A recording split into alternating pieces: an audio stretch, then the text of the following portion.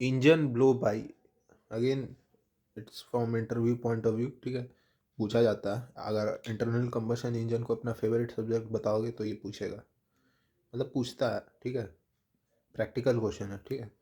तो सबसे पहले इस इंजन ब्लोबाई के फिनोमेना को समझने से पहले पिस्टन रिंग्स का काम जानो क्या होता है, ठीक है। देखो ये है हमारा इंजन, ठीक है, इसके ऊपर वाले पार्ट को कहते हैं सिलेंडर हेड। ये होता है हमारा पिस्टन जो रेसिप्रोकेट करता है, ठीक। और पिस्टन के टॉप पार्ट को, ये जो ऊपर वाला हिस्सा है, इसको कहते हैं पिस्टन हेड। पिस्टन हेड पे हम लोग दो चार ऐसा रिंग अटैच कर देते हैं जिसे कहते हैं पिस्टन रिंग। दो चार नंबर्स में होते हैं, दो चार संख्या में।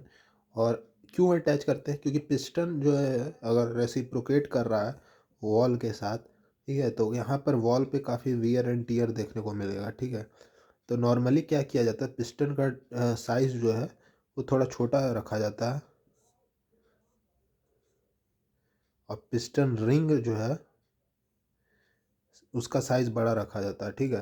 तो रेसिप्रोकेट करके वॉल से घिसता एक्चुअली में पिस्टन रिंग है, ठीक है, वॉल के साथ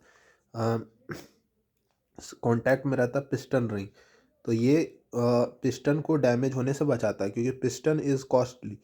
अगर पिस्टन घिस करके बर्बाद हो गया तो पिस्टन को रिप्लेस करने में बहुत पैसा लगेगा, लेकिन पिस्टन रिंग को रिप्लेस करने में पैसा नहीं लगता। दूसरा पर्पस ये पिस्टन रिंग जो परफॉर्म करता है वो ये करता है कि देखो इधर जो है कंबशन प्रोडक्ट जो है हाई प्रेशर गैसेस पे है, हाई हाई प्रेशर पे है, इनको ये लीकेज से बचाता है। ऐसा नहीं हो कि ये इधर चल जाए, ठीक है, तो इधर चल जाएंगे तो इसको पावर कौन देगा, ठीक है, इंडिकेटेड पावर कम हो जाएगा तो ब्रेक पावर भी कम हो जाएगा। अगर लीकेज से बचाता है तो दो काम करता है। देखो पिस्टन रिंग नॉट कॉस्टली, 3 से 4 नंबर में होता है, is towards the top of piston that is piston head में लगा रहता है। पिस्टन अगर रेसिप्रोकेट करेगा वियर एंड टियर होगा। पिस्टन रिंग जो होता है छोटा साइज का होता है, लेकिन larger than the size of piston, piston के साइज से बड़ा होता है, छोटा होता है पर पिस्टन के साइज से बड़ा होता है। Actually rubbing is done by piston ring, not piston. Piston रब नहीं करता, पिस्टन रिंग रबिंग करता है। और piston ring also serves the purpose of leakage prevention, air tight ceiling provide कर देता है जिससे कंबशन प्रोडक्ट लीक नहीं करता। अब ये क्या है engine blow by? Engine blow by वही है कि फ्यूल का लीकेज होना, ठीक है, फ्यूल का जो फ्रेश चार्ज ऊपर में कंबशन प्रोडक्ट्स है उनका लीकेज का जो फेनोमेना है उसी को इंजन ब्लो बाई कहते हैं, ठीक है। देखो पिस्टन रिंग जो है नॉर्मली तो ऐसे रहता है, वॉल से एकदम कनेक्टर रहता है पूरा, लेकिन क्या होता है कि घिस घिस करके इसका साइज़ हो गया रिड्यूस, ठीक है, साइज़ मान लो छोटा हो गया, ठीक है, घिस करके बर्बाद हो जाता है ना, तो घिसते घिसते इसका साइज़ कम हो जाता है, ठीक है। तो यहाँ पे जो कंबशन प्रोडक्ट्स थे वो यहाँ आके जमा हो गए, ठीक है।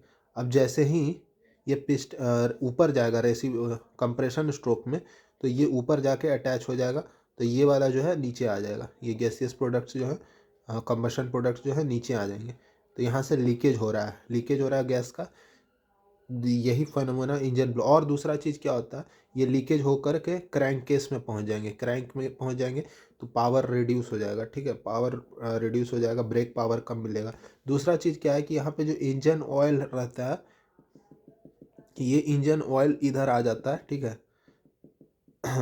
अब जैसे ही ये नीचे जाता है, ठीक है, ये नीचे आता है एक्सपेंशन स्ट्रोक में, तो ये इंजन ऑयल धीरे धीरे ये ऊपर जाता है, ठीक है। तो ये भी इंजन ऑयल को भी ऊपर नहीं जाना चाहिए था, ठीक है, लेकिन ये जा रहा है। तो इसी प्रोसेस को, ये लीकेज के प्रोसेस को कहते हैं इंजन ब्लो बाई।